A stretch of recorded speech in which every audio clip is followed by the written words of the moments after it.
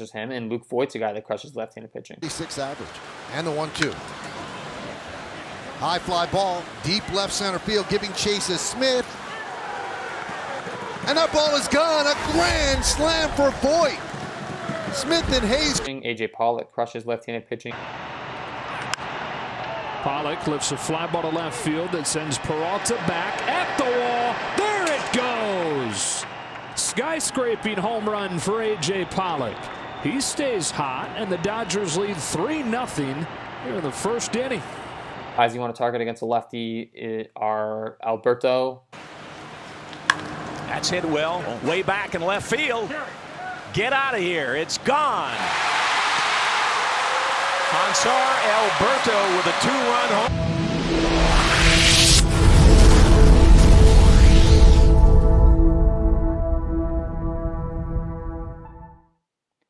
Hello everyone and welcome to the channel. I'm back breaking down this 12-game MLB DFS slate on Fanduel and Draftkings.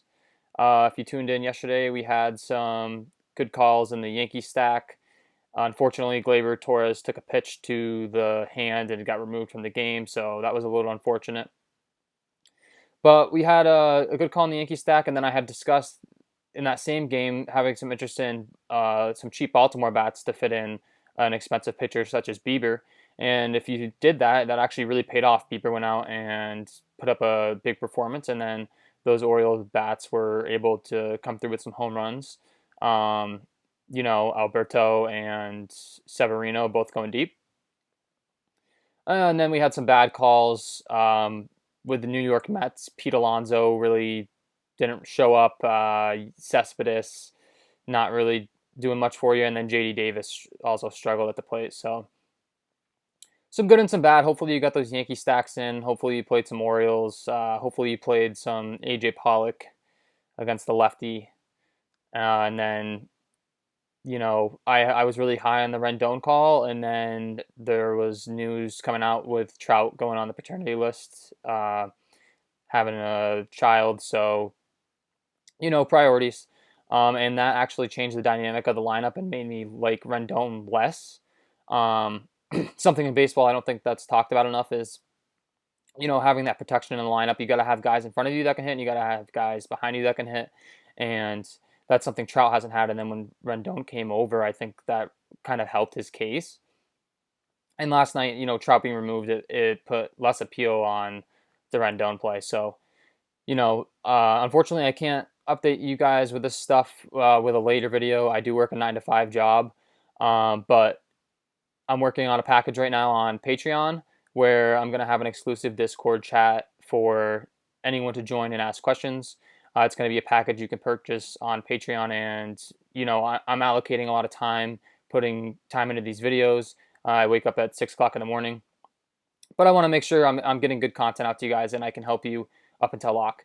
So, not to ramble, if you're interested, you can go ahead and purchase my Patreon package. The link will be in the description, and I'll be coming out with a new one on Monday. So, stay tuned for that. So if you want to follow me on Twitter, I'll also tweet out updates whenever I can after work at KJK_DFS. And with that being said, we're going to go ahead and start breaking down this Friday slate. So as I always do, I like to look at the pitching first. And today we have, you know, a loaded slate. It's a bigger slate. So we're going to have plenty of options to pick from. And we got to determine where we're willing to spend our salary, what bats we like, etc. So, as we always do, we want to look at the K rate. It's fantasy sports. We get points for strikeouts. And the first guy that's going to stick out is that in Blake Snell, taking on the Baltimore Orioles, a team that strikes out a ton. Looking at their lineup, you can see, I mean, we've gone over this, but anyone that's tuned into my prior videos, but I mean, they just strike out a ton. We do have some weather concern. This is something you're going to have to keep an eye on in fantasy baseball. So once again, something I can update you later on in the day on as far as my own analysis on the weather, but I won't have a late video, so I apologize for that. But, I mean, weather aside, Blake Snell's in a great spot taking on the Baltimore Orioles, a team that strikes out a ton. He's an elite pitcher looking at his numbers. He's got a 32% K rate, a 2.77 ERA. He's got a 16.2 swinging strike rate, which really stands out. I mean, that's like bright green, and that's just tells the story of Blake Snell. He's got disgusting stuff when he's out there, and he's facing an Orioles lineup that strikes out a ton.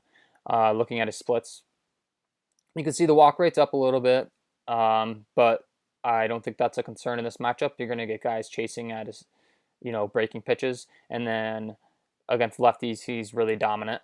So as we always look at the splits, we prefer against lefties, but we don't really care at the same time. And he's got a 32% K rate against the right-handed hitters, and he's got a 33% K rate against the left-handed hitters. So no matter what, he's going to get the job done for you. And when looking at a salary on FanDuel, he comes in at a price tag of 9.5. I mean, that's very affordable. I'm not really even concerned about fitting him in.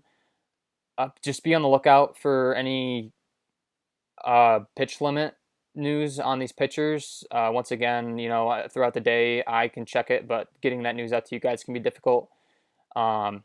Just keep an eye on that. But I mean, if he's not on a pitching limit, all these guys are a little limited out of the gates because of the late start to the season. But if he's, pitching the typical, if they say they're limiting him to like 90 pitches, that's fine. I don't care. I love the spot. At 9.5, I'm going to play him all day. And then moving on, the second guy on the list for K rate is that in Yu Darvish taking on Pittsburgh. When we're looking at his price on FanDuel, you'll see that he's coming in at a 9.1 price tag. So, taking on a Pittsburgh team that's not quite as good as of a matchup as Baltimore, but playing in Chicago at Wrigley, it's a field that's really impacted by wind. The way the stadium's built, it's just wide open. So anytime you have wind blowing in or wind blowing out, it's a factor that's really relevant. And if you look in here, you see that there's winds coming in from left at 11 miles an hour. So that has to make you like him even more. Pitching in Wrigley with the wind blowing in is really going to help him. Any balls that are hitting the air, they're going to die. They're going to die real quick. I mean, 11 miles an hour is pretty relevant. When you're dealing with like 5-mile-an-hour winds, it's not that big of a deal. When you get up in the 10-plus range, that's when you're talking some impact. So Darvish, a guy with a high strikeout rate, definitely a guy you can have interest in. And Zach Gallen, third on the list, really talented kid. You can see the ground ball rate and the walk rate. It's rough. He's just a raw, talented kid. He can get a little wild at times, but the strikeout rate's there. And his splits, you can see, walking righties a ton, and then the ground ball and fly ball rates aren't the best. But the slugging and the WOBA look great, and the hard hit rate isn't great, but it's not terrible either. You can live with that. And the 29% K rate's really good. And then the lefties, he falls off a little bit, but still overall pretty good. I mean, 28% strikeout rate. And then when we analyzing his matchup and salary, that's when things get a little bit on the wonky side, because he has to face the Los Angeles Dodgers lineup. That's absolutely stacked 1-9, and he comes in with a 8K price tag. So you're paying a pretty decent amount for a guy in a bad matchup. But I mean, it's a contrarian play. I could see if you want to go there. He's going to have low ownership automatically taking on a Dodgers lineup. Nobody wants to target the Dodgers, but the numbers speak for themselves. He's got a really high K rate, and he can definitely go out there and put on a performance. And if he does, I'm guessing you're going to get him really low owned. And if you're playing in tournaments, you could find yourself at the top, winning a pretty large sum of money. So something to think about there. I mean, Clevenger is a guy that's great for DFS. I mean, he can struggle as a real life pitcher because he's wild. He's similar to the Gallen that we've talked about previously. But I mean, he's a flamethrowing young kid with a ton of talent, and he gets a lot of strikeouts, especially against right-handed hitters. 33% strikeout rate against right-handed hitters is absolutely elite. I mean, it really stands off the page. And then the 24% in the ground ball, fly ball, WOBA, hard and slugging fall off against lefties, and the walk rate's not great. So he can be a little matchup dependent. And looking at who he's taking on today, you'll see their lineup here. Let's see, the Minnesota Twins. Um, so preferably we want him against righties, and they kind of have an alternating lineup, right, left, right, left. So, I mean, he's facing 50-50, and you have to acknowledge that the Twins lineup is solid across the board. So, Clevenger is a guy I typically have a lot of interest in, but he's at a 9.8 price tag, and he's taking on Minnesota.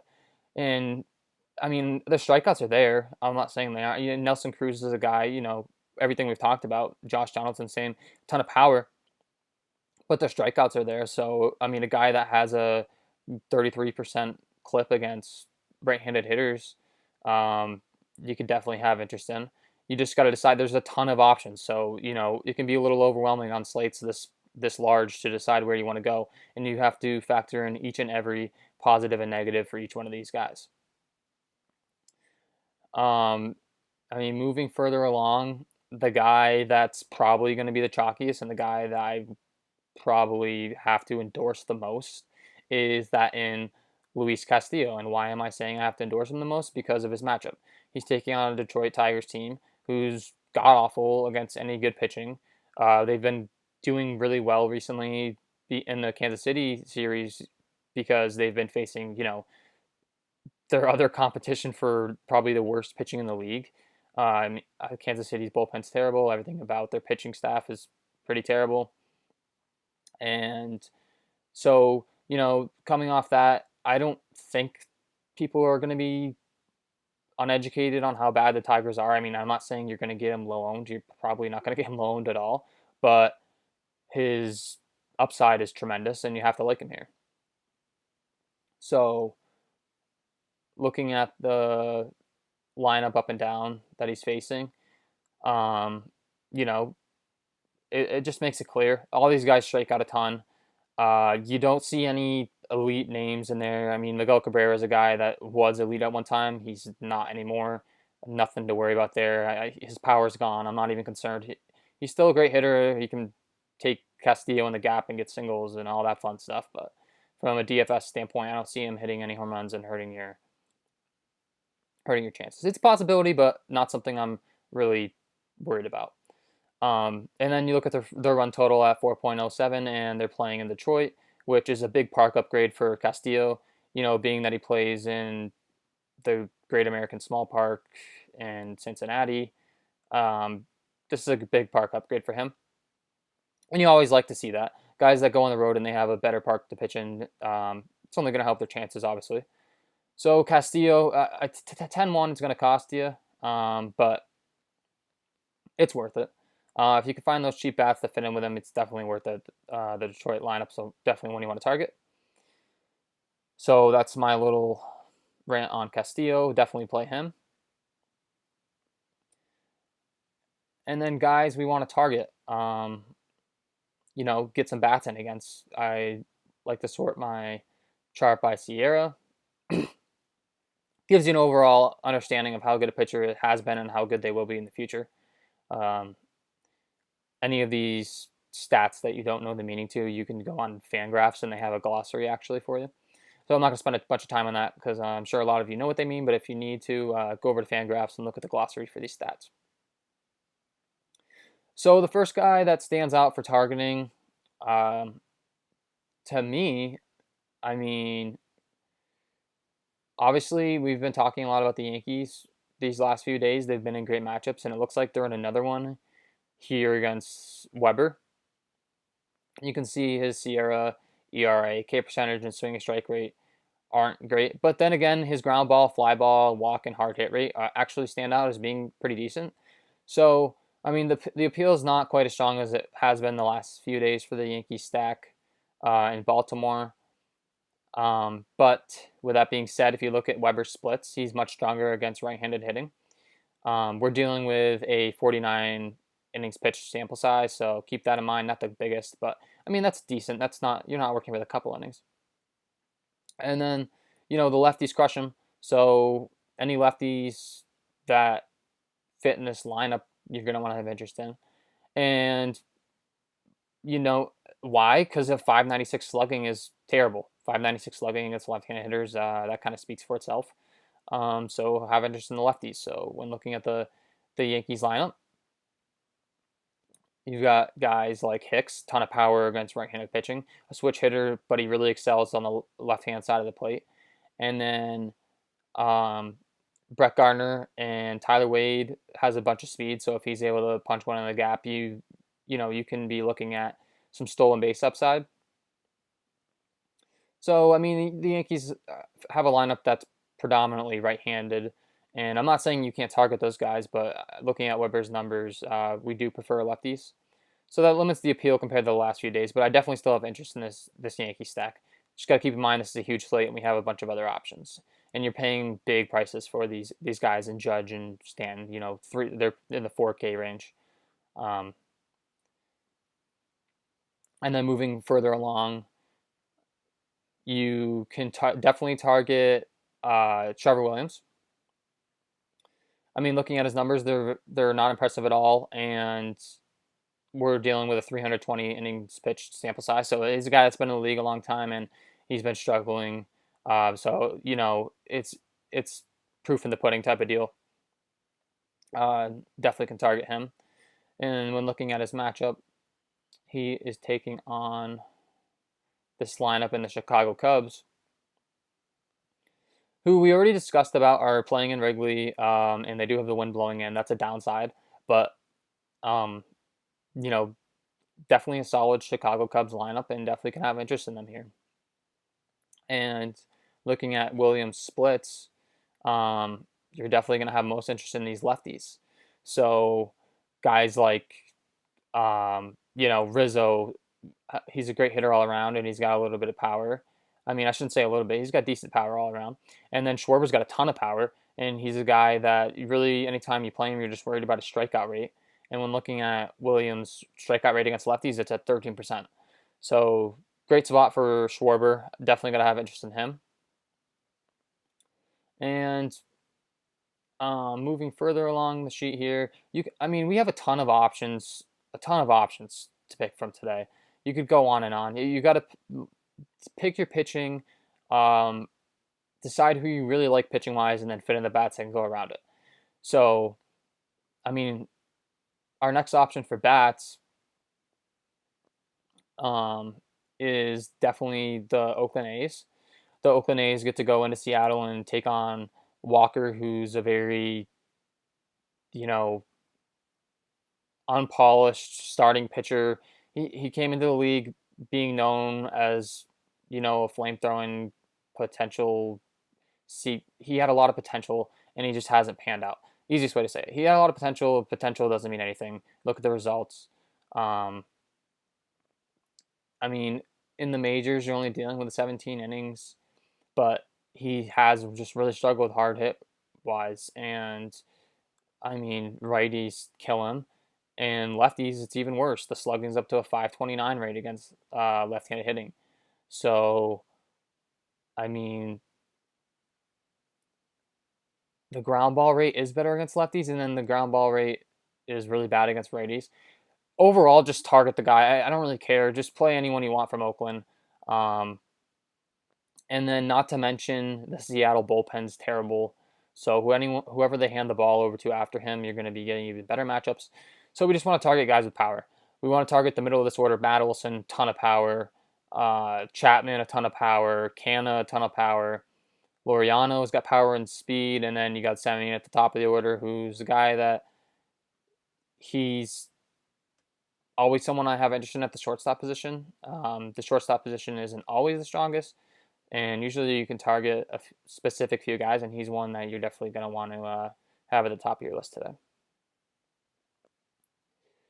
And then, Coors Field is anyone that's new to playing MLB DFS. Coors Field is a thing.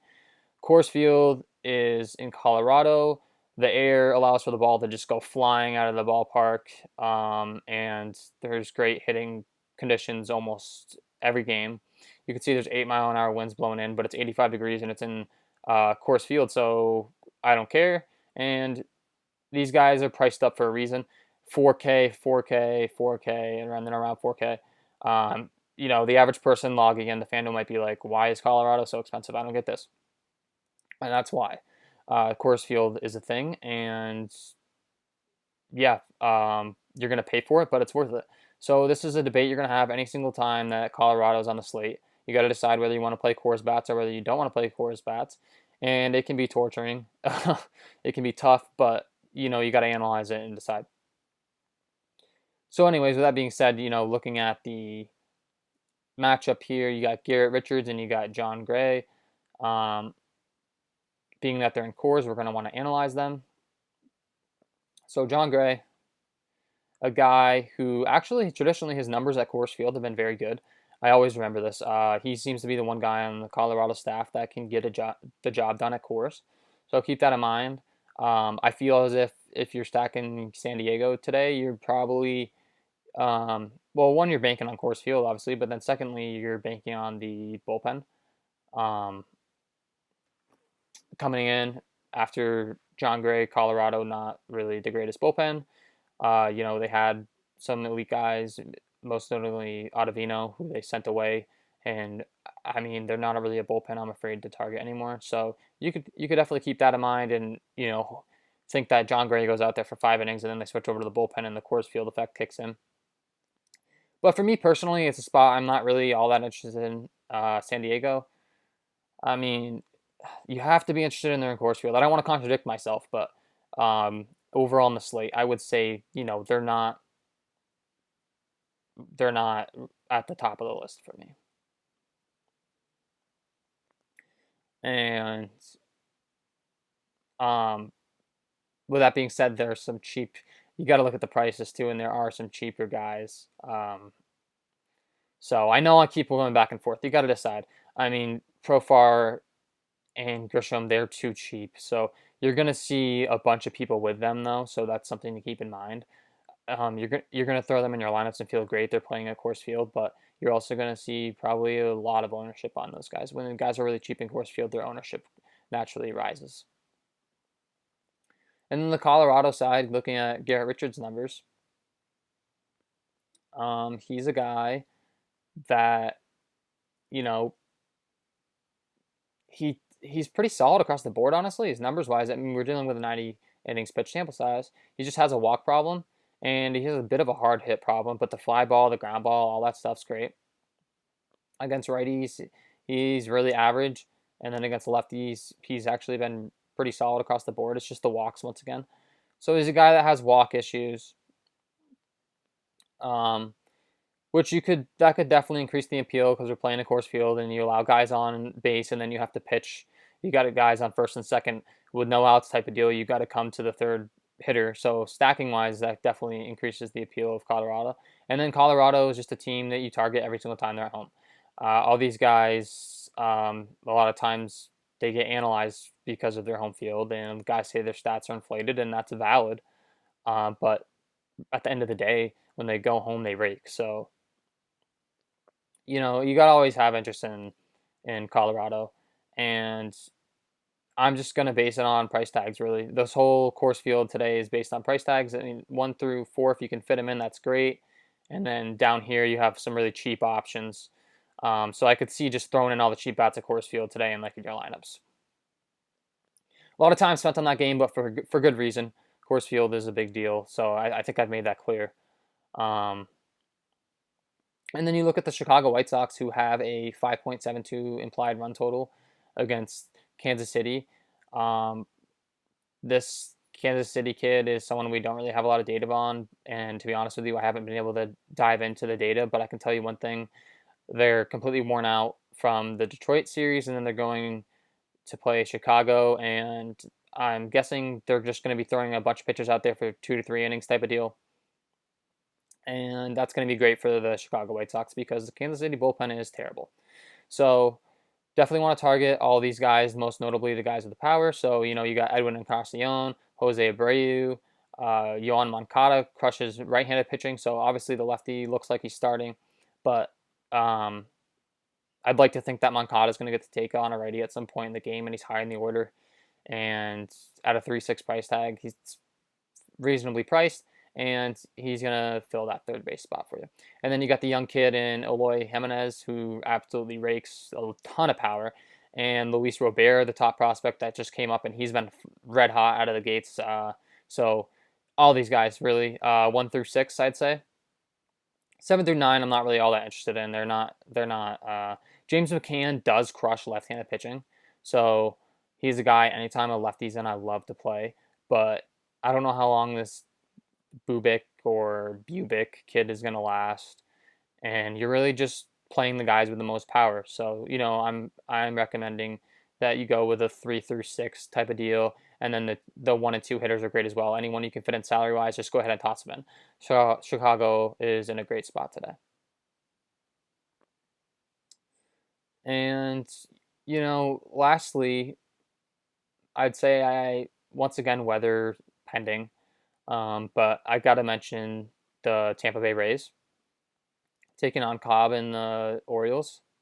Looking at Alex Cobb's numbers, really bad in the SIERA department, really bad in the ERA. Can't strike anyone out. Can't get any swinging strikes. And then, but the hard contacts where he, really shines. He lets the ball be put in play, but he doesn't let it get hard. So that's an argument you can make against him. But more specifically, the splits, you can see as I scroll, he's really good against left-handed hitters, but he really struggles against righties. A 380 WOBA and a 571 slugging. A 571 slugging is something that really stands off the page against right-handed hitters.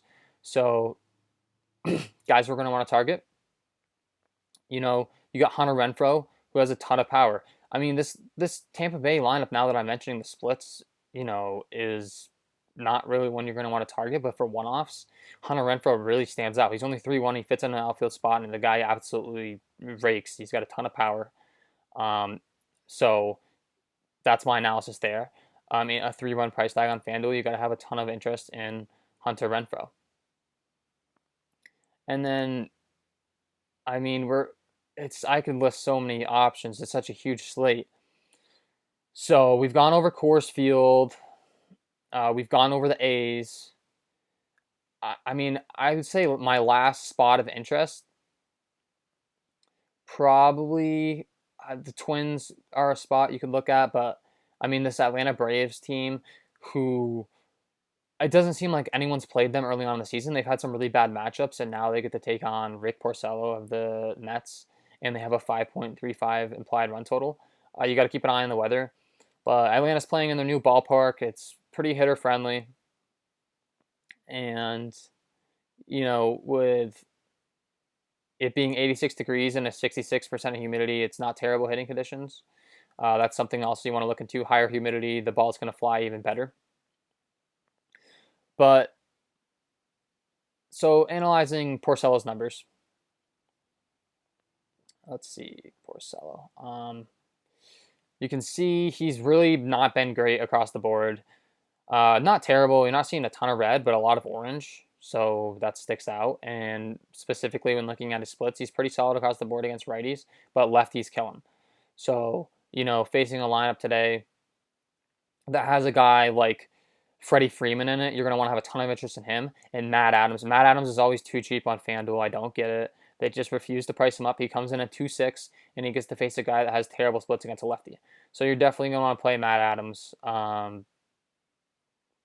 Really interested in Matt Adams. So I think I made that clear. Play Matt Adams. And if you didn't pick up on what I was saying, Porcello is really bad against lefties. Matt Adams is 2.6 on FanDuel. So you're going to want to play Matt Adams. And that's it. So yeah, that's pretty much my breakdown of today's slate. So we have the Yankees with a 6.24 run total. Definitely going to have interest in there. Luis Castillo against the Tigers, great matchup. The Braves, most notably the lefties, so ton of interest in Freddie Freeman. And Matt Adams is 2.6 on FanDuel, so you're going to want to play Matt Adams on FanDuel at 2.6. And then scrolling, you'll see, we had talked about Hunter Renfroe as a one-off in Tampa Bay, ton of power. Blake Snell, you got to have interest in him as a pitcher. The Chicago White Sox really stand off the page as a stack today. Got to have interest in them. Coors Field effect. These bats seem to be a little bit underpriced early on in the season. 3-3 and 3-5 here. You're seeing Murphy and McMahon in the middle of the order taking on the righty. So a lot of interest there. But, the chalk's going to be there. They're going to have a ton of ownership. So if you're playing in tournaments, You may want to keep that in mind if you are playing in cash games. I don't have an issue with just throwing a bunch of Coors Field bats in there and just, you know, playing with the rest of the field. And these guys are probably going to get the job done for you in that format. Yu Darvish is a guy with a ton of strikeout upside. I've gone over that. And then you got the Chicago stack that I'm definitely interested in against Trevor Williams. He's a guy that's been struggling pretty consistently throughout his career. So load up on the power bats: Schwarber, Baez, Rizzo, Bryant. I mean, pretty much down through the order. Ian Happ's a guy that I have interest in as well. Pretty much have interest in everyone in that lineup. And then scrolling further along, you got the A's. They're probably the last stack I would touch upon. Target all the guys with power. Target Mark Hanna. Target Matt Olson. Target Matt Chapman. Target Semien at the top of the order at a 3.5 price tag in the shortstop spot. Definitely going to have a lot of interest in the A's tonight, especially considering they get to take on that Seattle bullpen when Walker gets pulled. So yeah, that'll just about wrap up today's MLB slate breakdown. I'm going to be working on a new Patreon package, so be looking for that on Monday. I'm going to have some really good stuff coming in. I'm going to try to make it really affordable for you guys to give you more access to talk to me and ask me questions up until lock. As I had mentioned, I work a 9-to-5 job, so I get up really to make these videos, and I really only have time to analyze stuff for myself after work, and then I'll be able to, answer any questions while I'm analyzing in the chat. It'll be a quick and easy access for you to talk to me, and it'll all be in one spot. So if you're interested in that, I would definitely appreciate you, signing up on Monday. The link will always be in the description on the Patreon page. It helps support me, and I really appreciate it. So yeah, you can follow me over on Twitter at KJK_DFS. And if you like this video and you think you're going to be tuning in for future videos, go ahead, hit the subscribe button, hit the notification bell so you'll be notified, and leave a like on this video. So that's all from me today. I wish you all the best of luck tonight, and have a good one.